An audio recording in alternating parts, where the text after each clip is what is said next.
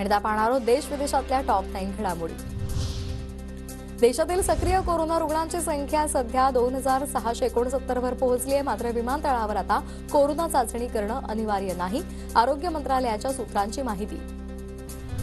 अयोध्येमध्ये बांधण्यात आलेल्या आंतरराष्ट्रीय विमानतळाचं पंतप्रधान नरेंद्र मोदी येत्या 30 डिसेंबर रोजी उद्घाटन करणार आहे। यावेळी एकाच दिवसात 100 विमानं येण्याची शक्यता आहे।